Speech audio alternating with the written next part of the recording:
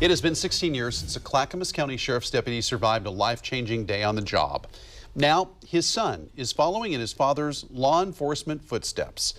In 2003, Sergeant Damon Coates was shot in the face with a stolen gun. Doctors didn't think he would live, but he's a fighter. Yeah, and now he's inspired his son to put on a badge all these years later. Fox 12's Deborah Gill sat down with the Coates family and shares their story. I'm going to try and impact the community as much as I can, like he did.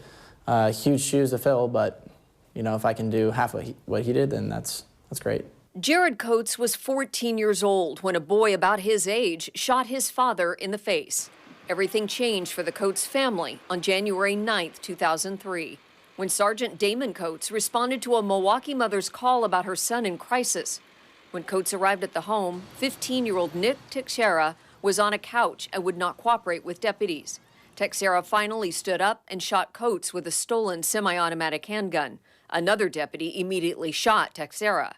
He recovered and was sentenced to 20 years under mental health supervision. This is hard stuff. Few people thought Damon would recover from his injuries, but he did.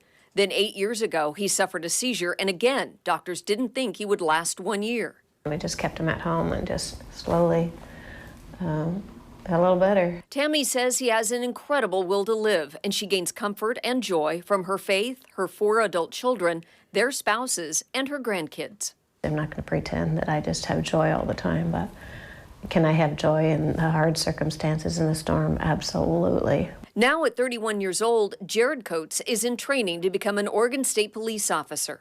The first few years, I definitely was not considering law enforcement because I didn't want to be in the same position as him or put my family in the same position. His mother, Tammy, is in that position. She admits she had always faced the possibility of Damon's death, but not her role changing from wife to caregiver.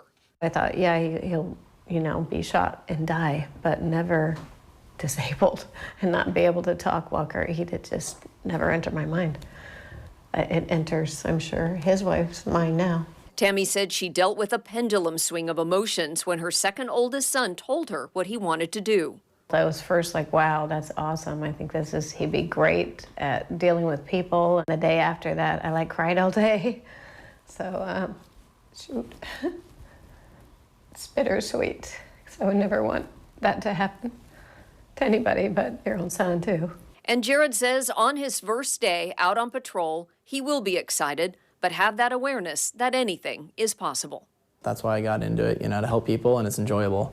But yeah, it's always going to be in the back of my mind, the what ifs. In West Linn, Deborah Gill, Fox 12 Oregon.